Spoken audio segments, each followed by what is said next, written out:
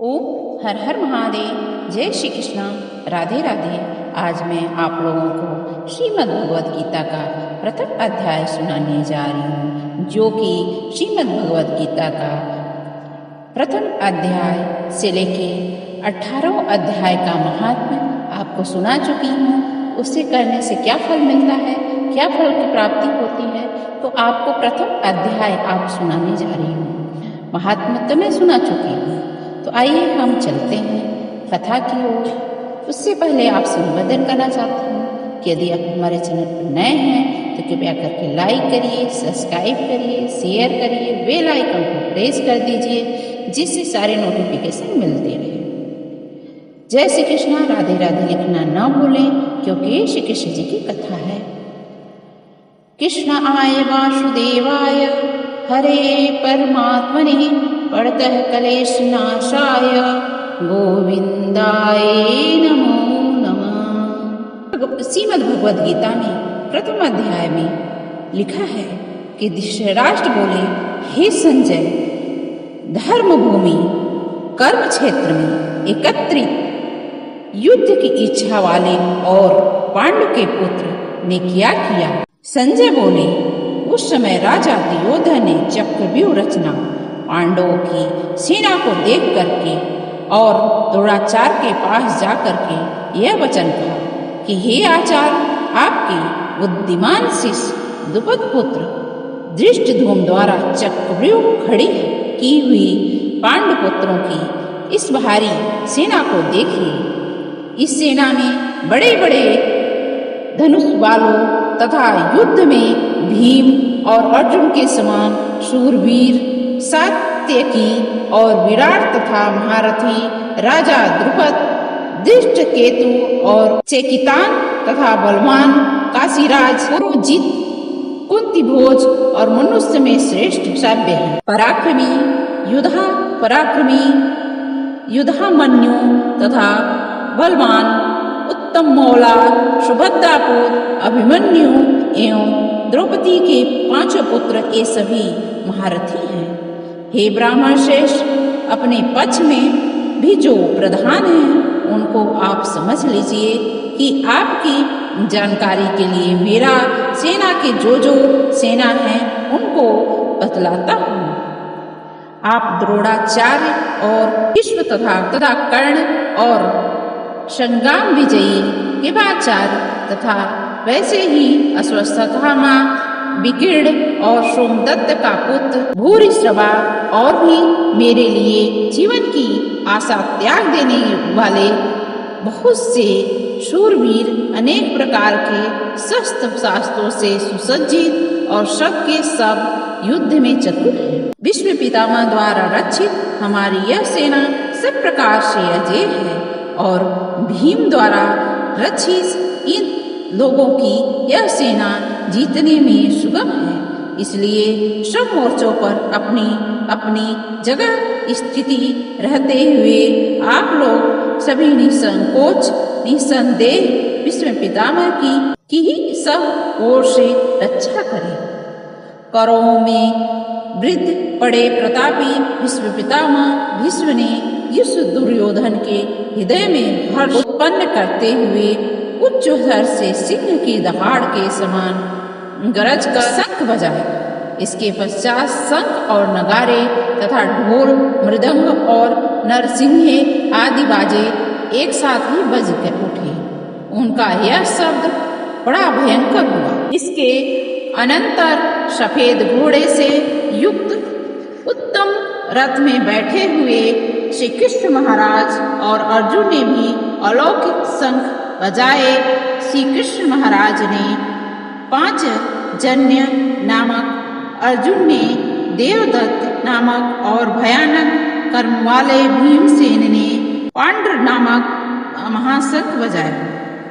कुंती पुत्र द्वारा युधिष्ठिर ने, कुंती पुत्र राजा युधिष्ठिर ने अनंत विजय नामक और नकुल द्वारा सहदेव ने सुशोध और मणि पुष्पक नामक शंख बजाए। श्रेष्ठ धनुष वाले काशीराज और महारथी शिखंडी एवं धृष्टद्युम्न तथा राजा विराट और सात्विकी। राजा द्रुपद एवं द्रौपदी के 5 पुत्र और बड़ी भुजा वाले सुभद्रा पुत्र अभिमन्यु एवं सभी ने हे राजन इस ओर से अलग अलग शंख बजाए और उस भयानक शब्द ने आकाश और पृथ्वी को गुजारते हुए धृतराष्ट्र अर्थात आपके पक्षवारों के हृदय को विदीर्ण कर दिए। हे राजन, इसके बाद कपिध्वज अर्जुन ने मोर्चा बांध करके डटे हुए धृतराष्ट्र संबंधियों को देख करके उस शस्त्र को चलाने की तैयारी के समय धनुष उठा करके ऋषिकेश श्री कृष्ण महाराज से यह वचन कहा, हे अच्युत, मेरे रथ को दोनों सेनाओं के बीच में खड़ा कीजिए और जब तक कि मैं युद्ध में डटे हुए हैं पुत्र के अभिलाषी इन विपक्षी योद्धाओं को भली प्रकार देख लूं कि इस युद्ध और व्यवहार में मुझे किन किन के साथ युद्ध करना योग्य है, तब तक उसे खड़ा रखिए। दुर्बुद्धि दुर्योधन का युद्ध में हित चाहने वाले जो राजा लोग इन सेना में आए हैं उन युद्ध कराने वालों को मैं देखता हूँ। संजय बोले, हे धृतराष्ट्र, अर्जुन द्वारा इस प्रकार कहे हुए महाराज श्री कृष्णचंद्र ने दोनों सेनाओं के बीच में भीष्म और द्रोणाचार्य के सामने तथा संपूर्ण राजाओं के सामने उत्तम रथ को खड़ा करके इस प्रकार कहा कि हे पार्थ, युद्ध के लिए जुड़े हुए इन कौरवों को देखें। इसके बाद प्रथापुत्र अर्जुन ने उन दोनों की सेनाओं में स्थित ताऊ चाचों को, दादों परदादों को, गुरुजनों को, मामाओं को, भाइयों को, पुत्रों को, पौत्रों को तथा मित्रों को, ससुरों को और सुहृदों को भी देखा। उन उपस्थित संपूर्ण बंधुओं को देख करके वे कुंती पुत्र अर्जुन अत्यंत करुणा से युक्त होकर के शोक करते हुए यह वचन बोले। अर्जुन बोले, हे श्री कृष्ण, युद्ध क्षेत्र में डटे हुए युद्ध के अभिलाषी इस स्वजन समुदाय को देखकर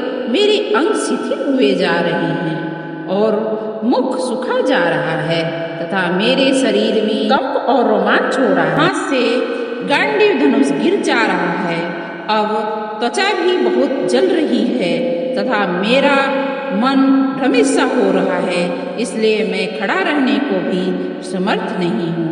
हे केशव, मैं लक्षणों को भी विपरीत ही देख रहा हूँ और युद्ध में स्वजन समुदाय को मारकर कल्याण भी नहीं देखता।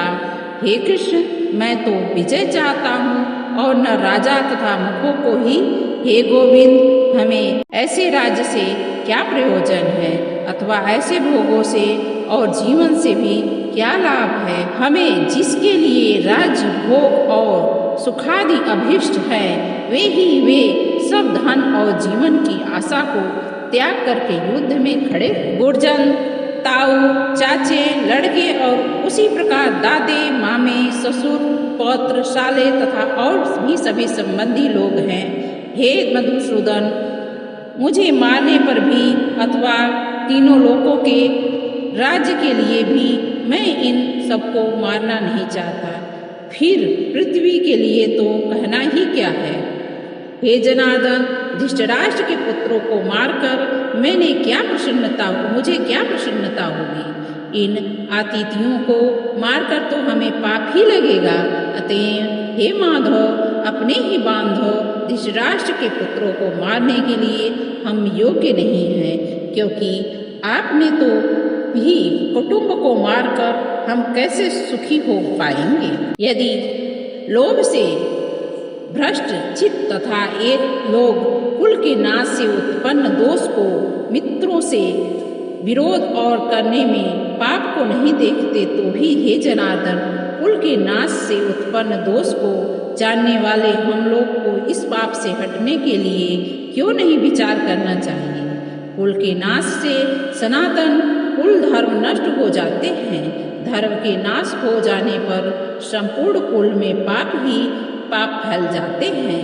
हे श्री कृष्ण, पाप के अधिक बढ़ जाने से कुल की स्त्रियां अत्यंत दूषित हो जाती हैं और वे वार्ष्णेय स्त्रियों के दूषित होने पर वर्ण संकल्प कुलघातियों की और कुल को नरक में ले जाने के लिए ही जाता है। वर्ण संकल्प कुलघातियों को ही कुल की नरक में ले जाने के लिए ही होता है।